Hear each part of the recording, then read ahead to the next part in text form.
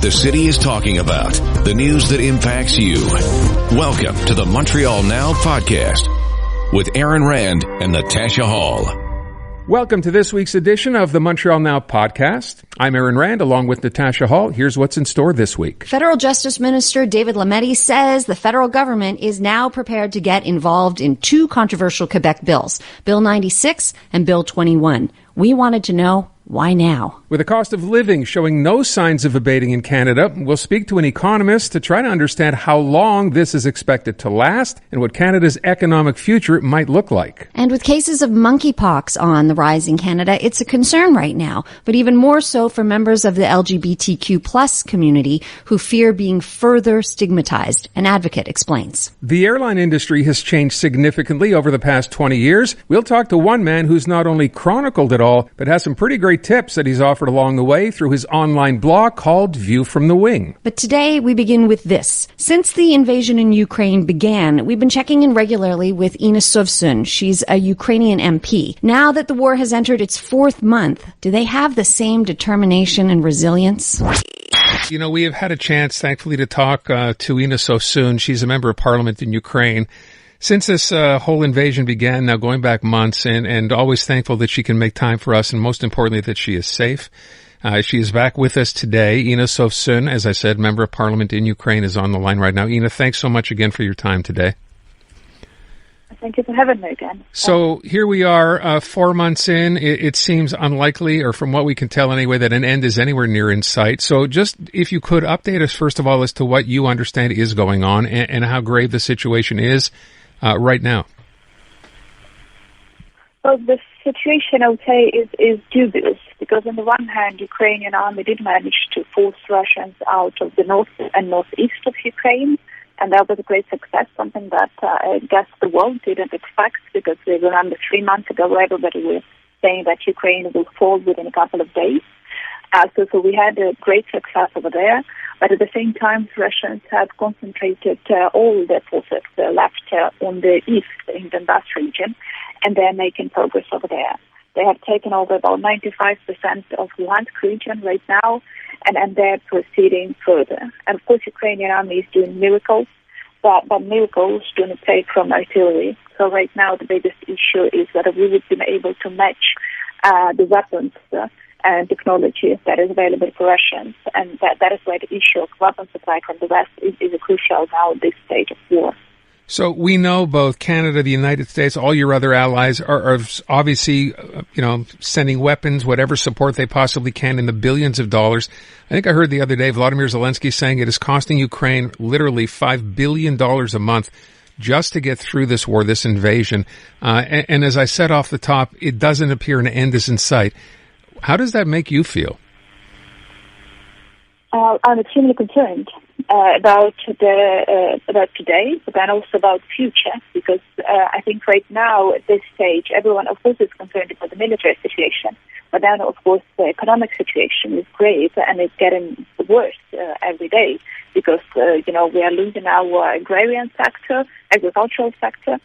We have basically lost our metallurgical sector with the destruction of the Azovstal and other plants on the east of Ukraine, and also the two biggest sectors that were bringing money to Ukrainian economy. So I think right now this is a very big concern, that if the war proceeds longer, that the economic situation would indeed be just devastating. And then this is, of course, now one of the things that majority of members of parliament, at least, are working on and trying to find solutions to, of course, the number of options is very limited. Ina, now that we're in the fourth month since this invasion began, we talked in the past about just keeping spirits up and the resilience of the people and the expectations that you have from the West. I'm just wondering if you're feeling forgotten. Well, I can tell you for sure that, of course, we understand that Ukraine is appearing less on the media. On the other hand, we know that partially that is because the politicians of the West are dealing more and more with the issue of Ukraine, particularly with weapons supply. So something that we didn't have in the first 2 months of the war with constant weapons supplies. That is something that we are getting right now. It's not that public, necessarily not that public, but it is being done, and that is giving us hope. But yeah, of course we understand that, but the whole world cannot be following all the news from Ukraine every single day. We just hope that the politicians on the West understand the gravity of the situation, and even if it's not on the media every day, it doesn't mean that this is the situation that the politicians all over the world can just forget about, because that is a threat not just to Ukraine but to the whole world, and we hope people will remember that. I just want to ask this because to me, in watching this coverage on TV every day and seeing the destruction that has been literally across the country, you see towns that have been leveled. We now understand at least 10,000 Ukrainians have died. Yeah, you're there. You feel this. You see this every day. Have you ever lost hope? No, though I do feel desperate from time to time, of course, because I desperately want to get my life back and to be safe and to get back to normal. And that is something that is not available there right now. But I do understand that at the end we shall win, because we cannot lose. That this is not the option. But of course I'm extremely concerned in terms of my loved ones and also in terms of mid-term perspective for my country. Because that will basically, right now Putin is destroying our lives today, then he's also destroying our perspective for the future. And that is something that concerns me as a mother and as a politician as well. How I always like to ask you about your son and your boyfriend. How are they doing? Well, I'm actually in the western Ukraine right now because I've been to Brussels, and on my way from Brussels I stayed in the western Ukraine to spend time with my son. And I was putting him to bed something like an hour ago. And I told him, so I'm going back to Kyiv tomorrow. And he said, oh, I wish I want to go back. I could go back to Kyiv with you because I miss our home. And no, and this stupid war is something that does not allow me to do that. You just sitting there and yelling like, I hate this stupid war. I hate this stupid war. So I had to calm him down a bit. So I think he understands it. Being 9-year-old, he understands that something is wrong and something is not the way it used to be. But other than that, he's okay. And I managed to see to get to see my boyfriend a couple of weeks ago. That was nice as well. So they're both fine. So I miss spending more time with them greatly, of course. You talked about wanting life to get back to normal, and clearly that's what your son is craving too. 6.3 million Ukrainians have left the country, have fled for good reason, but will life ever be the same when you talk about life going back to normal? Is that possible? Well, not the way it was on February 23rd, of course. That would be impossible, but some sense of normality can be restored. And I'll tell you this, going back to Ukraine from Brussels, I've actually seen many women with children going back to Ukraine. And I know some people that I know personally flew back on the February 24th, around that date, now coming back to Ukraine, mainly to the western Ukraine. Some people are going back to Kyiv. Again, I know some of my son's classmates got back to Kyiv right now, which is something we didn't see before. So people are trying to get back to the areas where it is more or less safe, hoping that they can restore their lives. But of course, the next few weeks, I guess, will show how soon that can happen. When I hear you say, and I've heard this from so many brave Ukrainians throughout this entire struggle, that, losing is not an option here and that you will fight to the death until the end. But I wonder at some point, is there a possibility in your mind, do you think, of I don't want to call it a surrender, but basically, a peace agreement being reached, given all that's happened until now? Do you see it as one of the possible outcomes here? Well, that depends on all wars end with some sort of agreement, right? That is inevitable. The issue is what will be written in that peace agreement. And there is something that has definitely been pronounced as unacceptable to Ukraine, is an agreement where we agree to cede part of our territory. For multiple reasons.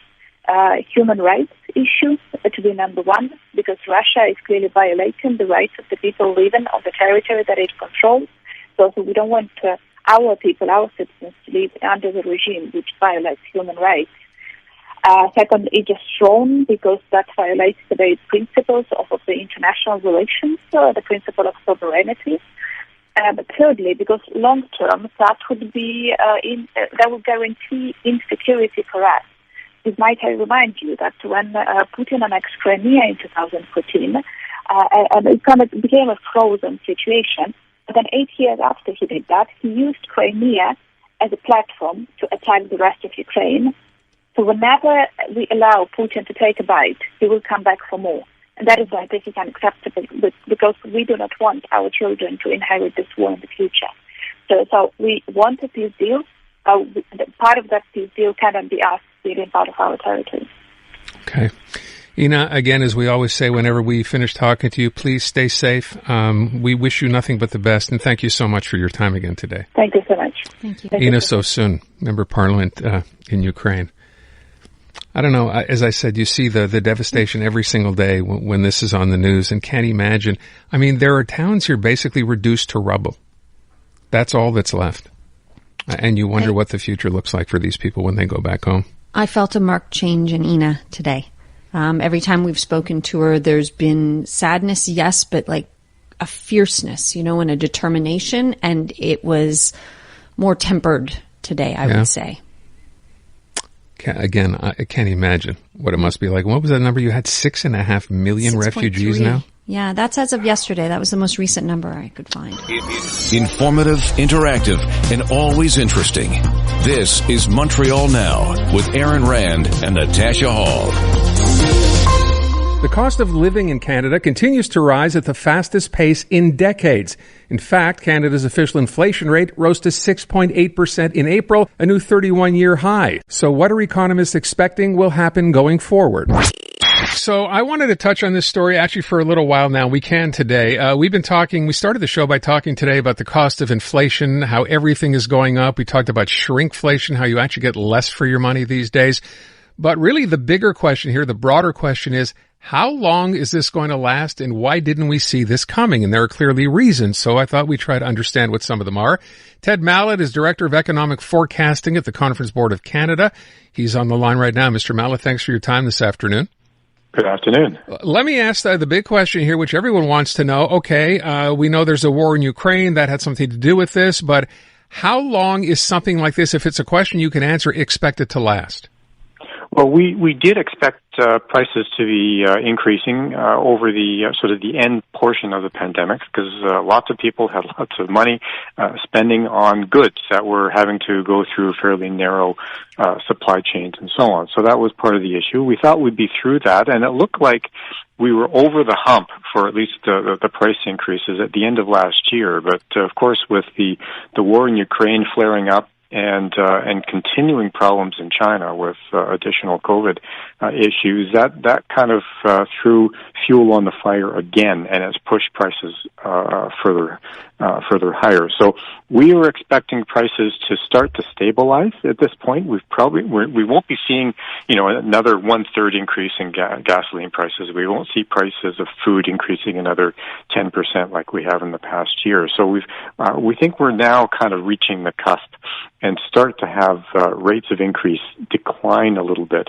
Prices won't decline, but the rates of increase will start to moderate, so that we're expecting prices to be sort of back to the roughly 2 or 3% range by maybe the end of next year. Yeah, so I want to just clarify, you're not saying, as you just pointed out, you're not saying prices are going to come down, you're just saying the rate of increase will be smaller than it has been. That's correct. Okay, now, it could well be that things like some food prices will start to moderate. We're into the summer months and so on. It's a very different, growing seasons for Canada and so on. But the war in Ukraine is persistent, and because of the sanctions against Russia, that's going to have long-term impacts in terms of the price of fuels. So the prices themselves will stay high, but the rate of increase won't be what we had seen over the past couple of months. So you brought up the pandemic, which is interesting because we've kind of forgotten about that. We, for the most part, think we're out of that, and that obviously had a lot to do with this pricing pressure. We heard a lot about supply chain constraints. Is that still the case? Well, we still have problems with chips and microchips in certain components of cars and consumer electronics and so on. So those are causing problems. And of course, when you're dealing with things like energy, which goes into price of transporting products from place to place, which then become embedded in the prices of those products. So when you have a significant price increase in one component, it starts to spread to the others. And that's what the bank is worried about, the Bank of Canada.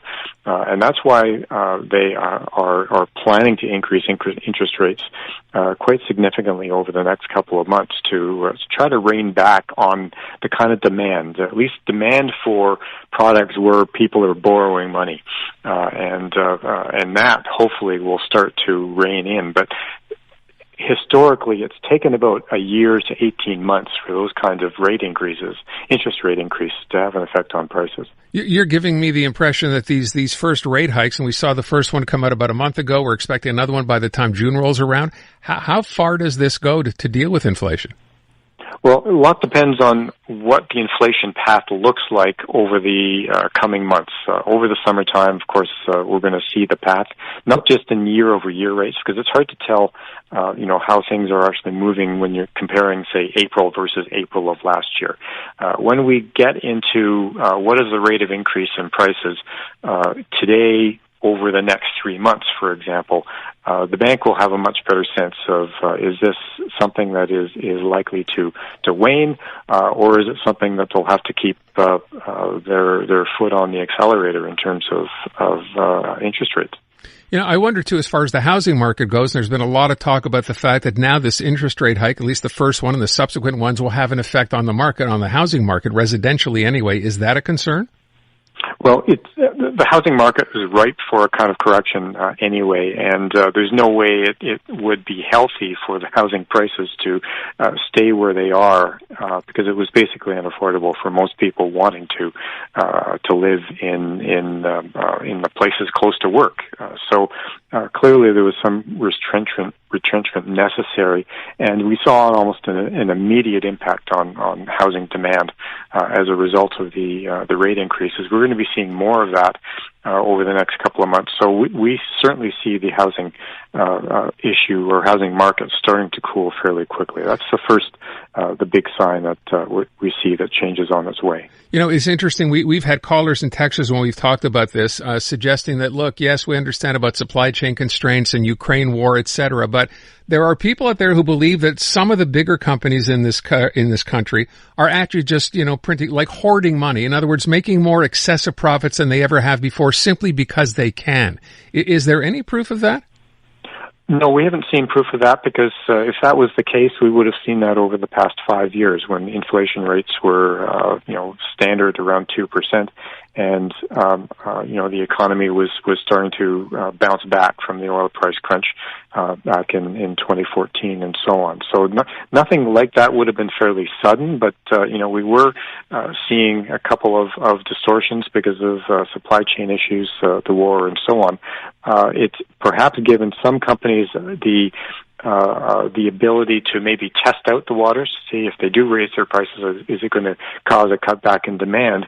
And more than likely, you're probably going to see some of that over the next couple of months. But there's always kind of delayed reactions with respect to prices and testing and so on. So prices may look like they're rising, but it could well be unsustainable for some companies. So, there's always a case of wait and see and see what it is for companies. It's never an easy decision on how to price products, especially if they're selling very, very quickly. But in the case of organizations and companies across the country, it's not likely to be a case of anything like greed or anything like that. Yeah, well, because I mentioned a company like Loblaws, for example, reporting record profits at a time like this, which for a lot of people indicates, wait a sec, if things are so tough, how are they recording record profits? Well, I mean, yes, we're going to be seeing, we were seeing that early on in the pandemic as well, because that's really where one of the only places where people could spend money was in grocery stores early on. So, of course, things went, prices were going high as well. But profits tend to be a delayed reaction to issues. So a lot depends on how prices are going to be looking into the future. And a lot of the major corporations, the retail sector in particular, is quite worried about high inflation because they don't feel they will be able to advance their own prices the same way. Yeah, just as a final question, I wonder too, it's always supply and demand, and we understand the Bank of Canada will bring inflation up to kind of pull back on some of that demand. We hear from people who say, look, I can't even afford to buy that basket of groceries that cost me X last year, now cost, 2X this year. If that demand falls off, then what happens? Well, I mean, we could be seeing a decline in the growth of spending. And, people are worried about, are we seeing a recession on the horizon? Certainly there's a lot more discussion about that in Europe. But what we're seeing is that we're likely to see a decline in the growth rate of the economy, partly because of concerns about the uncertainty around inflation. But we're not seeing a negative outlook for the economy as a whole. All right. Mr. Mallet, thanks so much. Appreciate the time. You're very welcome. Ted Mallet from the Conference Board of Canada. Asking questions, looking for answers. Here's more of Montreal Now with Aaron Rand and Natasha Hall. The gay community continues to fight the stigma around AIDS and HIV. And now with the theory that the monkeypox outbreak may be tied to sexual activity, well, once again, the LGBTQ plus community is dealing with further stigmatization. An advocate explains what can be done about it. So yes, there is a lot of concern about monkeypox now that Quebec has 25 confirmed cases. But one group in particular is not only concerned about the outbreak, but also how it may further stigmatize their community. Now, you've heard in the reports, right? Because monkeypox may be linked to sexual activity, as was indeed the case with HIV and AIDS. It means the LGBTQ2 plus community finds themselves in a situation that is unfortunately familiar. David Hawkins is executive director of the West Island LGBTQ2 plus Center, and he joins us now. Thank you for your time today, David. Thank you very much for having me. So when this story broke, I mean, I really kind of distinctly remember hearing the reports and that it was kind of jarring to hear that monkeypox was being linked to sexual activity amongst gay men specifically. I'm wondering what your reaction was to hearing that. I mean, I think first it's important to recognize that not necessarily that monkeypox has been linked to LGBTQ plus people, more that it has just so far it has been found, at least as of a couple days ago, and we only had 2 or 3 confirmed cases, in a disproportionately high number of men who have sex with men. And so I think it's also really important to recognize that there is still that distinction of, there is no link between these two things. It just so happens that coincidentally right now, or as of at least a couple days ago, I haven't seen any news as relates to the now 25 cases, but as of at least a couple days ago, it was mostly just coincidental. Well, initially it seems to me, David, that they were trying to make sure that people didn't think it was a sexually transmitted disease, but they were also almost seemingly trying to make people calmer by the fact that it was happening with gay men. Did you get that impression? So I didn't really get that impression. I mean, I didn't really actually hear about that link until people started asking me questions about, hey, have you heard about this? Okay. So for me, what I was mostly been hearing was, oh, well, there's this new disease. Great. What next? We just kind of started coming out of COVID, and now there's this new thing to be aware of. And so for me, those linkages that people seem to only be making only started to happen later, and almost as kind of as a direct result of people making those reports that tried to clarify some things. So where the cases are, who has them, things like that. And I think that that's one of the challenges sometimes with the scientific method is we want to give all the information, but sometimes that means we can unintentionally put weight in the wrong place. And I think that's kind of what's happened so far with monkeypox is now we've ended up having these conversations again and again and again, even though it's not necessarily the conversation that needs to be happening. So let's talk about the conversation that needs to be having, how that community has been stigmatized, even prior to HIV and AIDS. But I mean, it's something that your community's been dealing with for eons, honestly. I was going to say decades, but it's eons, really. So, I mean, I think the same holds true regardless of community. I think all marginalized communities have experienced different versions of the same thing. For the queer community in particular, I think right now this is bringing back, especially for those who did live through the HIV and the AIDS crisis in the 80s and the 90s, I think this has the potential to bring back a lot of really bad memories. I know I've spoken to people before where even just kind of talking about it, they have to reference the fact that growing up and living through the AIDS crisis, they lost a lot of friends, they lost a lot of people they considered to be family, and that we were met with overt prejudice, overt disdain, overt hatred, a complete lack of willingness to support the queer community. And so I think, if nothing else, the fact that people are making these linkages between monkeypox and the LGBTQ2+ community, while it is almost irresponsible that we are making those linkages sometimes, that doesn't change the fact that it will have very real ramifications for those especially who live through the AIDS crisis. Yeah, certainly there's been so much progress made, right, in terms of destigmatization, and I'm wondering if something like this takes us back in time almost, David. I think to an extent it does, and like I was just kind of saying, I think that also specifically would be true for people who actively lived through the AIDS crisis and the HIV crisis in the 80s and the 90s. Me having not been born at that time, I don't really have that proper frame of reference for it necessarily, but I definitely think that the fear is there, the risk is there, and I think especially within the community of LGBTQ organizations and communities who have been working so hard to destigmatize conversations around health, especially HIV and AIDS, sexual health as it relates to the queer community.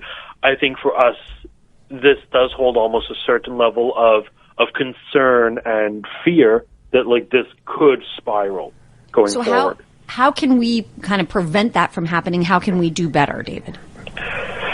Oh, that is a tough question. Yeah, I agree. The reality is there will always be fake news. We will always have to fight really hard to overcome it. We'll have to fight really hard to overcome false information, misleading information that is shared out of either ignorance or out of open, I don't know what the word, but it's open attempts to discredit the LGBTQ2+ community or undermine the community. And so we as community organizations, I think that we need to be very aware of the fact that we will have to be proactive sometimes in having these conversations, and that there is such a strong community of organizations, here in Montreal, but also across Canada and around the world, such a strong community of organizations doing this kind of work.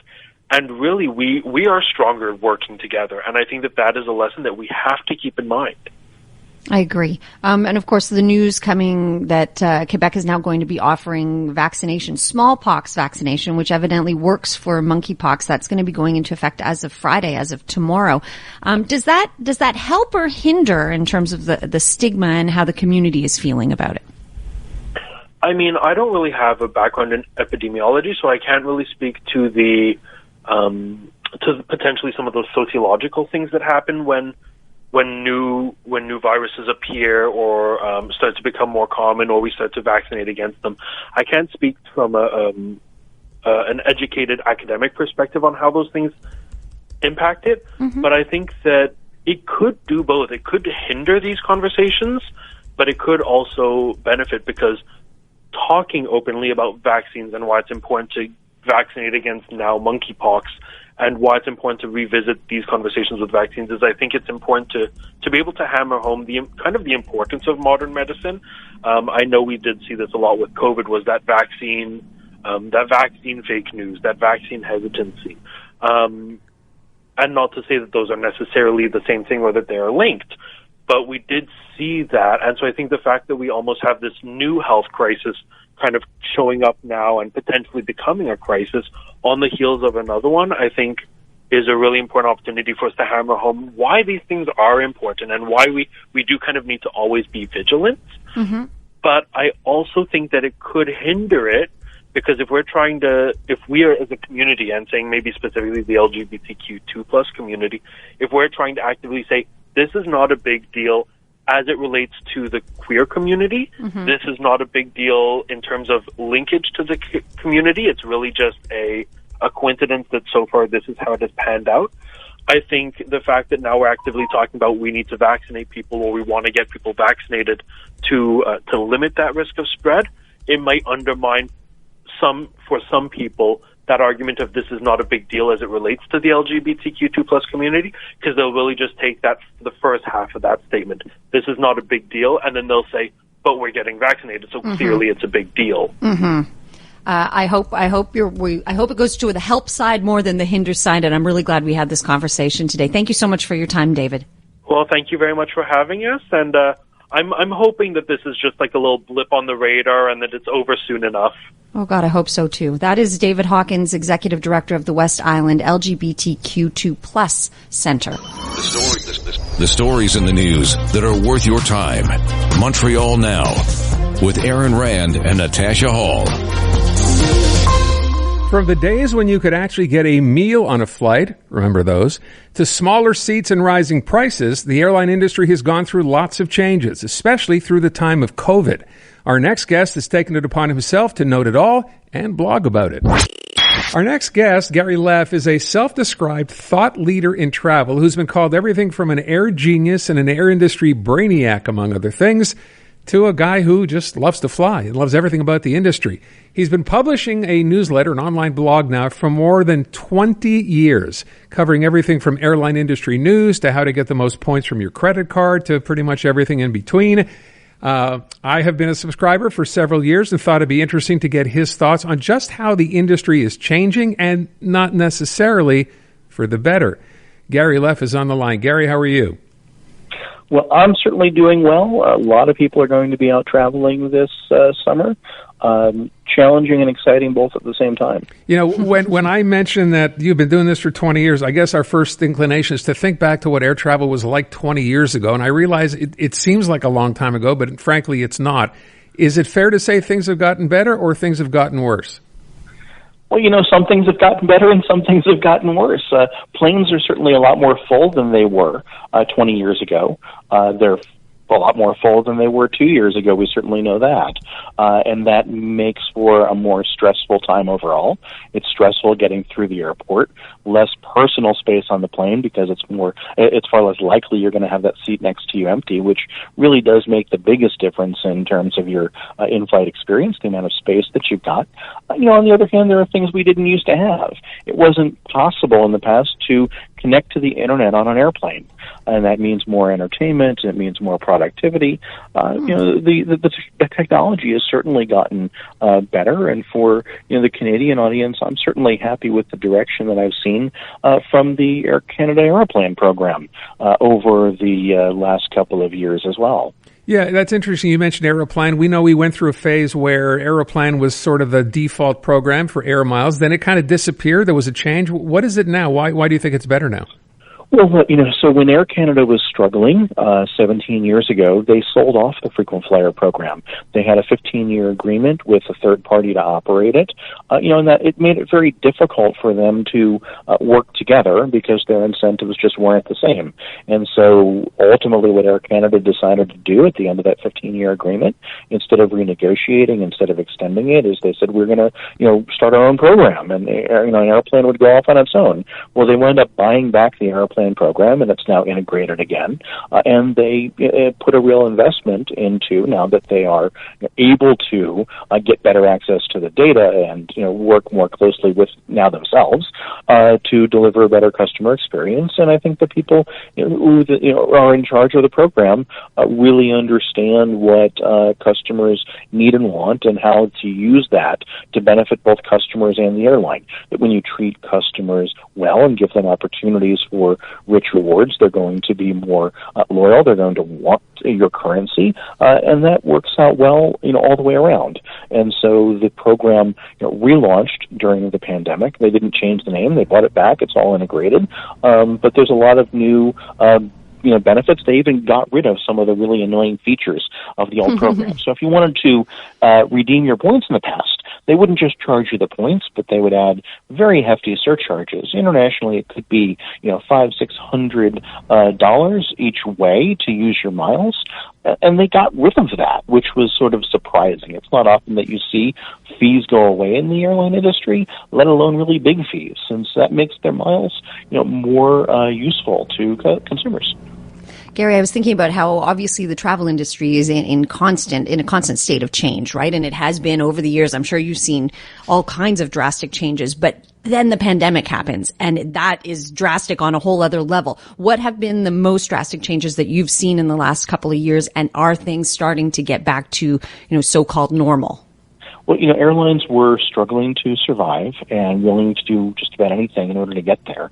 And the most frustrating thing for me, I think, during the pandemic was airlines that were unwilling to refund customers for tickets when their flights had been canceled. Mm-hmm. And they wanted to hold on to customer money. One of the worst offenders was Air Canada, but the equally bad for a time was United Airlines here in the States, JetBlue here in the States as well, and several of them in Europe. That their view was we might even be willing to violate consumer regulations because if we're not around in the future, it's not going to matter. In the U.S., the government here sided with the consumer and said they were going to enforce the laws, and in Canada that wasn't the case. Sort of surprising, a turnabout from what you usually expect. And so consumers were left with a lot of their money being held by the airline. We're past that stage. Part of it because the Canadian government handed out substantial subsidies to the airline industry. But so you don't really worry in the same way. And we've also seen a lot of change fees go away as well as consumers have needed more flexibility, and they've found that if you're in order to be willing to buy a ticket, you can't take the risk that your plans are going to have to change because the world is so quickly changing, restrictions so quickly changing, or for that matter that you might get sick and need to delay a trip. And so it's much easier to change at much lower cost than it used to be before the pandemic. And that's an improvement for the better because, frankly, customers who were sick with the flu shouldn't have been in a financial position where they were more or less forced to fly and otherwise incur big losses for themselves when the primary beneficiaries of delaying a trip are the passengers around you. So I think that's been a change for the better for sure. Hey, can I ask, one of the things you do, by the way, the newsletter is called View from the Wing, and one of the things you do, you compare credit cards on a fairly regular basis, so you referred to Aeroplan. What's the best credit card for air travel in your opinion? Well, so I think that the best way to think about the credit card first is that it does different things for you. There may be an upfront bonus, and that could be a great reason to get a card, not necessarily a great reason to keep it and spend on it. A card may give you great benefits for having the product, a great reason to get the card and keep it, and not a great reason for spending on it. Your spend ought to go to generating the richest rewards based on what you spend the most on, and based on the rewards that you want. The best rewards are going to be the most flexible, where you can transfer points to a variety of different places and then earn points the most quickly. So I try to avoid earning just 1 point or mile per dollar spent. That said, I think if you want international premium cabin travel, you're never going to do better than the ability to have airline miles, where they are selling their best product that's otherwise going to go empty at a discount to their mileage members. But if your plans are for domestic travel and economy or short-haul travel and economy, getting the best cashback card possible can be a better approach, and then you're not really concerned about what award availability looks like. One of the things that I did like about Aeroplan is that they really understood that they can't be competitive against a good cashback card for the standard economy flyer unless they offer good rewards and aspirational rewards too. So if you're interested in a mix, looking to the airline is great. But again, if all you're going to do is buy a coach ticket, get as much cash as you can out of your credit card and use that to buy that travel or something else with a lot more flexibility. Okay, I would ask you just personally, how many credit cards do you have? A lot. A dozen? At any given time. I don't know the answer because I cycle them through my wallet based on what I'm going to be doing at any given time. In my wallet at once, I'm probably not carrying more than 8 or 10. But there's a stack of them at home as well. Okay, and then personally, I want to know, why are you so passionate about air travel? How did this all get started for you, Gary? Well, so after college, I started traveling for work. I earned elite status for the first time. I started paying attention to the things that they sent me in the mail that told me all the benefits I get, the ways of using my miles, and I thought, well, this is, pretty good. If I make these trips that I'm taking anyway, I could travel in business class for real. I never thought of myself growing up as the kind of person that would be in that cabin, but it made it really possible for me. And as I started to see and experience the possibilities, I was able to really start traveling the world, and I was even able to go someplace and not worry so much about whether I would do and see everything, because I could never come back. In fact, the opposite was true. If I didn't get everything done here that I wanted to, I would come back because because I have these points, and they give me that flexibility to travel more, to travel much more comfortably, and to experience the world in a way that I had really never imagined was going to be possible. I just want to ask one last question, Gary, because we got to wrap up here. If you could give someone a tip now, because people are always asking, what's the best way to book travel now? The smartest way to book it, so you're paying the least amount in terms of airfare. What's the best way to do it? Well, here's the thing: is first to know what your route normally costs, so that you know whether a ticket is more or less expensive. If it's more expensive than normal, then you should ask why that is the case. If there's no obvious reason and it's not close to travel, you may want to wait. But on the other hand, when there are not change fees associated with a ticket, you can book one of those. And if the fare drops, keep watching. Call up for a credit. I don't like booking through third-party sites. I don't mind searching through online travel agencies to see what the options are, using Google Flights, for instance, but then I prefer to book directly with an airline so that there's not this third party, usually with bad customer service and long telephone hold times, that I've got to go through if anything goes wrong or I need to make a change. I can deal with the airline directly for that. Okay, good tip. Gary, I want to thank you for taking the time today. Much appreciated, and keep up the good work. Happy to do it anytime. Appreciate your having me. Informative, interactive, and always interesting. This is Montreal Now with Aaron Rand and Natasha Hall. We spoke to Canadian Justice Minister David Lametti on the government's decision to move forward on Bills 21 and 96. Yeah, good afternoon. Thank you so much for making the time. We very much appreciate it. Oh, it's a pleasure. Let me start by reading this. The headline that says, I'm quoting, Ottawa finally decides to stand up to François Legault. This, of course, in the wake of comments made by yourself and the Prime Minister yesterday relating to Bills 21 and 96. And while that breaks the long silence, and people have asked why is it taken so long by the federal government over these issues, I didn't hear in your comments yesterday an actual action plan. So what is it you will be doing? Well, as I said yesterday, we announced publicly, I announced publicly first and then the Prime Minister that if the Bill 21 litigation gets to the Supreme Court, once it's been ruled on by the Quebec Court of Appeal, that we will be there. It will be de facto a national issue, and we will be there to make arguments generally, but in particular about the preemptive use of the notwithstanding clause. So. Go ahead. No, that's right. Okay, and then with respect to Bill 96, it's still wait and see. And I have said this to both of you before, but it will depend on how that legislation is implemented as to whether it offends anything within federal jurisdiction, any language rights and courts and that sort of thing. The devil will be in the details, but we'll watch that vigilantly, and we will defend federal jurisdiction as well as charter rights, and we have the same concerns about the preemptive use of the notwithstanding clause. In fact, it was used quite widely in Bill 96 to cover a variety of different things that fall potentially under provincial jurisdiction, but also fall under federal jurisdiction or infringe upon rights. And so we'll watch that carefully, but we're there to defend the Constitution. We're there to defend federal jurisdiction. And we will continue. We'll have a consistent position with that regard. Okay, I have two questions. Number one, with respect to implementation, I know you said that many times yesterday. What does that actually mean? Implementation? How do you have to wait for a court case to somehow come up during one of these bills? I'm challenging the bill. What does it mean? Well, I think we need to see the facts.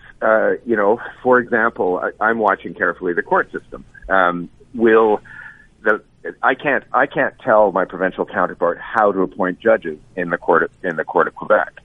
However, if the manner in which those judges are named has an impact on the ability of an Anglophone to get a hearing in English, that will be a violation of Section 133 of the Charter, the Constitution. Now, there is flexibility in terms of how the province names its provincial court judges, and they will as I do constantly with courts across Canada, I try to ensure that there are enough judges who can hear cases in French with respect to particular jurisdictions as well as the federal court. So it depends on that. Same thing with the translation requirement with respect to decisions. If that is something that impedes the ability of Anglophones to get access to justice in English in the justice system, then I'll react. For the time being, I've got to see how that's implemented, and I've got to see whether it does have an impact or not, and make an assessment there. So that's what I mean by watching how, same thing with the search and seizure provision. There are ways, and we do this all the time at the federal level. A number of different agencies have search and seizure powers. There are ways to do it that are compliant with the Charter. There are also ways to do it that are not compliant with the Charter, and so we'll have to watch carefully to see. And as I said, we will be vigilant about protecting the rights of Canadians. Minister Lametti, I don't need to tell you, I'm certain you're well aware of the fact that there is a sense among Quebec Anglos that the federal government has let us down. And now with this announcement, yes, there's some relief, but it kind of still feels like a little too late. Why was action not made earlier? Why was nothing said in a stronger fashion earlier? Well, I don't think that characterization is fair. I have said from the beginning, in fact, I said to both of you that I would defend areas of federal jurisdiction, but that got lost. Remember, we have a Constitution. I have to act within the powers of that Constitution. I don't have the power to disallow provincial law, so I have to work within the parameters of that. Mm-hmm. And I've said that from the beginning. Now, the message got lost, but we're making sure that that message is clear now. The other thing that has to happen is in order to be successful in a court, you need to let cases develop. And while I appreciate not everybody wants to be as patient, sometimes you have to be in order to be successful. And so I am performing my role diligently with an eye to winning, and I'm going to continue to do that. I have a question with respect to timing. Coincidental or not, a day after Bill 96 passes in Quebec, that silence that we've had from the federal government that Natasha just described suddenly broken. Both the Prime Minister came out and made comments. Was that coincidence? Why yesterday? Well, it was important for us to let the legislative process for Bill 96 run its way through. There are political parties in Quebec who were opposing that piece of legislation. They needed to be able to air their grievances, and the committee process, the legislative process through readings in the National Assembly. We needed to let that run. We don't want to be seen to be interfering with that process. Now the legislation has passed. We will be vigilant with respect to how that legislation is implemented. We will watch carefully for any violations of federal jurisdiction or any rights violations, and we will assess carefully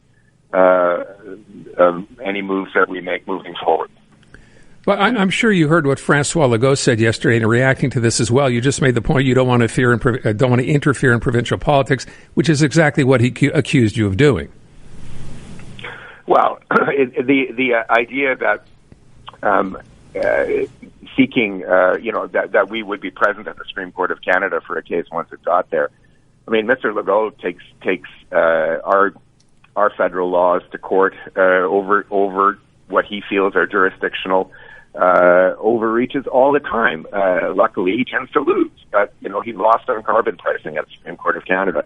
He lost on Bill C-92, which was the ability for the inherent right of Indigenous people to take care of their own children. He lost 5-0 at the Quebec Court of Appeal on a reference. And now he's appealing that to the Supreme Court of Canada. We're pretty confident there. But, this is the idea that one level of government passes a piece of legislation which may have an impact on another level of government. That's been happening since the beginning of Canada in 1867, and it's common to have federal government challenge aspects of provincial laws, and the provincial governments to challenge aspects of federal laws. The idea that we're interfering by virtue of trying to protect the rights of Canadians in the judicial system is quite frankly absurd. Minister Lametti, can I ask you to comment on the use, or what I would refer to as the abuse, of the notwithstanding clause by the CAQ? Well, I've said from the beginning, and the Prime Minister said from the beginning, that we have serious concerns about the preemptive use of the notwithstanding clause. I remember the debates when it was added during the constitutional negotiations of the early 1980s, and it was meant to be the last word. It was meant to be the last word to a legislature after back and forth with the courts and effectively in dialogue with the courts. And it was meant to be a safety valve giving the legislature the last say. It wasn't meant to be the first word. And when you use it preemptively, it is the first word. It ends up curtailing political debate. But as we saw in the Bill 21 case in the decision of the Superior Court Judge, it also curtails judicial review, especially when the Attorney General of the province of Quebec, in this case, says he doesn't even have to tender evidence of why the decisions were being made or the proof of the decision. And so the judge noted that was a lacuna that he had to deal with. And so it curtails political debate, it curtails judicial review, and it undermines the structure of the Charter. Like, we have a Charter that has enumerated rights. Then we have a balancing provision, Article 1 of the Charter, that says limitations might be justified in a free and democratic society. That's step 2. If you say that you can use the notwithstanding clause preemptively, you can skip step 1 and step 2. And that goes against the very structure of how the Charter was conceived and how it ought to apply to the life of Canadians. And I would also note that they're also using it to apply to the Quebec Charter as well. And so this is, I think, something that's very bad for Canadian democracy. Okay. Minister Lametti, we want to thank you for your time. Very much appreciate it this afternoon. Thanks so much. Thank you. That wraps up this edition of The Week That Was on the iHeartRadio Network. I'm Aaron Rand, along with Natasha Hall, and we will see you next week. Have an excellent week. This has been the Montreal Now podcast with Aaron Rand and Natasha Hall. Listen live on your radio weekday afternoons from 2 to 6 on CJAD 800 or through the iHeartRadio app.